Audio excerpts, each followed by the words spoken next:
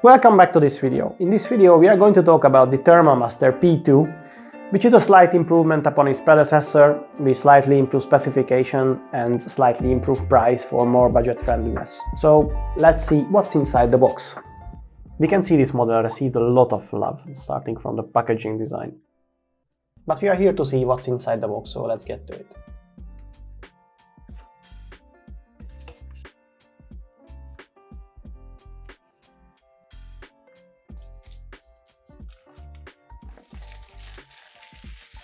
I love this box design very much.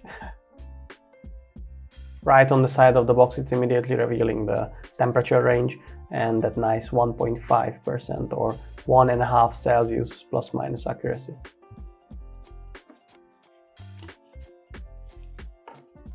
In the compartment of accessories we are going to find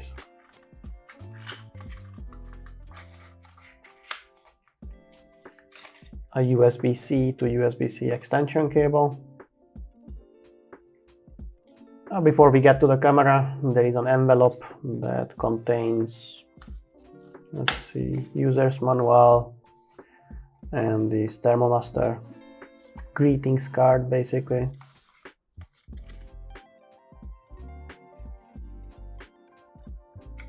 And here we have the nice and thick user's manual and user's guide. This contains all the information you need about how to set up the device, the software, the QR code for the software itself as well inside, and in many different languages of course.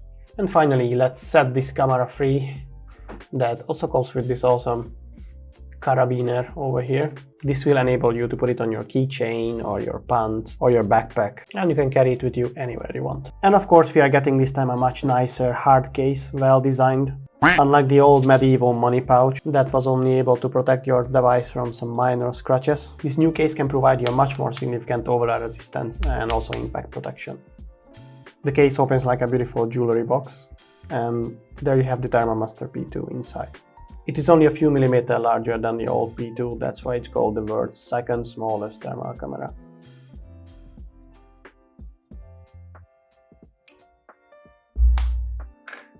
It is made very nicely and with no compromise in quality, but on a much more affordable price than its predecessor. Another interesting thing, if you have at home laying around a macro lens for an old P2 Pro, it will work with this new P2. The magnet pulls it into the right position. Not as strong and precise as its original host, but works. Also, I can imagine you can just use aftermarket macro lenses found on AliExpress. I will leave some links for some untested alternatives in the description. And here I'm going to show you what will you see with this macro lens on. So this is what you're going to see without the macro lens on, which is already better than the P2 Pro in a sense that this new P2 have shorter minimum distance to get in focus, which allows the ThermalMaster P2 to get closer without macro lens. That chip that lights up there is 5mm, so it can be used well even without macro lens when it comes to PCB repairs. Now let's put the macro lens on.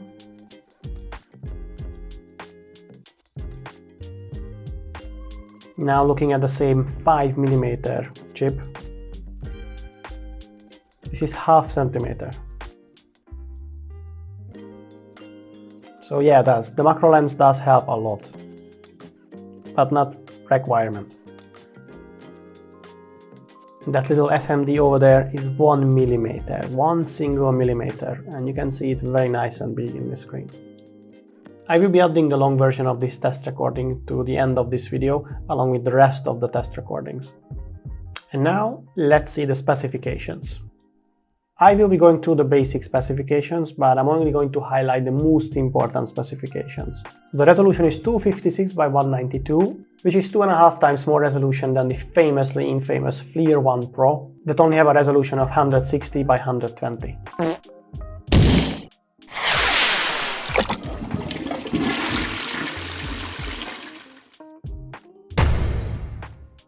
Measurement range is like the P2 Pro.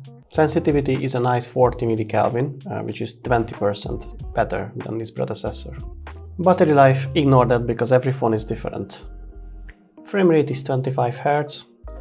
Palette. The 12 palettes, 12 color palettes is also basically software dependent, so that's not really worth to mention. Field of view 56 degree, that is very wide. This is the widest field of view camera.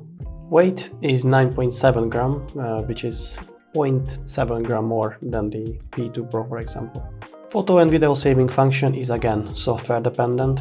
Then there is the size. As for last, what is not in the specifications is the accuracy, which is plus minus 1.5 Celsius, which is very good. And now let's take a look at the software.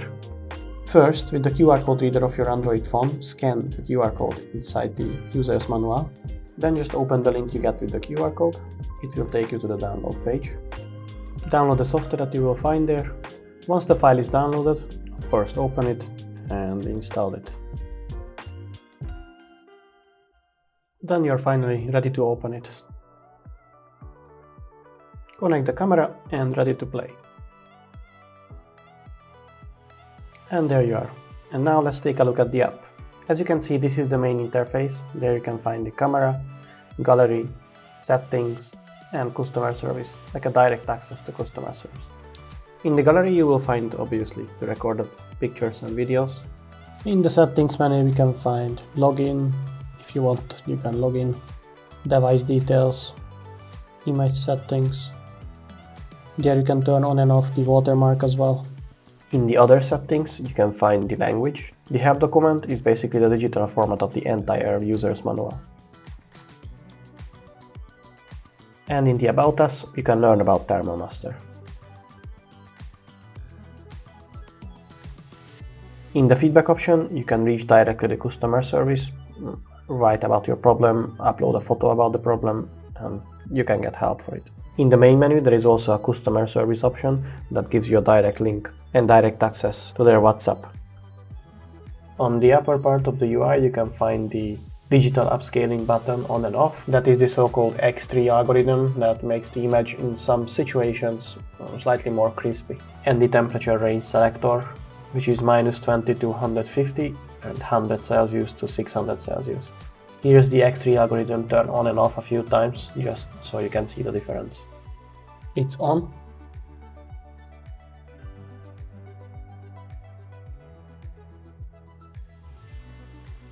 Now it's off. And on again. Off. And then there we have the 15 times digital zoom, emphasizing digital, not optical. Some people were complaining that it was promised to have optical zoom. None of the thermal cameras right now yet have optical zoom, unless it's some very expensive industrial thermal camera. And of course, never confuse manual focus with manual zoom. They are not the same. Downstairs you can find the temperature measuring options. In that you have point, line, rectangular and circle. If you put a point, it's going to measure the temperature of that point, wherever it falls. And as you can see, it's quite accurate. You can only put 3 measuring points with each. It's like 3 points, 3 lines, 3 rectangulars and 3 circle. The points only have 1 measuring point, which is the point itself. But the line, rectangular and circle have a minimum and a maximum temperature. This limitation of 3 of each is also not a deal breaker, because you can have 3 of each simultaneously on the screen. All of this information simultaneously on the screen must be overwhelming, but it's easy to distinguish because, for example, P1, L1, R1, C1, they all refer to point 1, line 1, rectangular 1 and circle 1, for example. Next one is the color palette. You will find here many interesting and useful color palettes for different situations. Each one of the color palettes have its own advantage in different situations.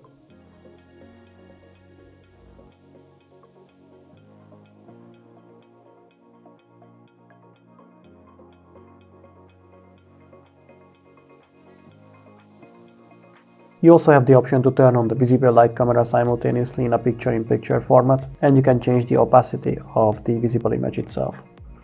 And my favorite part of the menu is this, where you can adjust brightness, contrast, temperature scale, mirroring and rotating. Mainly for the brightness and contrast and temperature scale, I like this option. With the contrast option, you can highlight very minor temperature differences to observe better. For example, I'm looking at studs in a concrete ceiling. And with the temperature scaling, you can just adjust the slider and highlight a specific color range down to Celsius precision.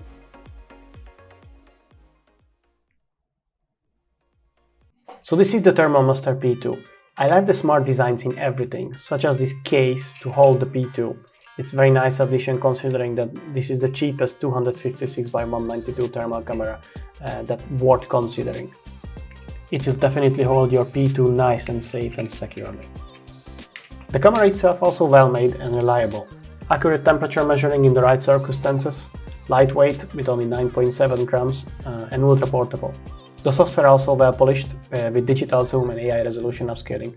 Big words, but they do a great job. The P2 available on the Thermalmaster website, also on Amazon and AliExpress. And as usual, I provide crazy channel discounts that I manually set up for you so you can get your desired thermal camera on the lowest price possible. All you have to do is join my Discord server, link is in the description, and send me a private message there, or if private message doesn't work for you for some reason, just message me on the public chat and I will respond. A like and subscribe would also be amazing. And now, for the rest of the video, I will be showing the recordings I made with the Thermalmaster P2, so you can analyze the quality of this budget king of thermal imager. So enjoy the recordings and see you in the next one. Before anything, the first thing you have to do is pay your tax for the squirrels, to make sure to avoid unforeseeable consequences.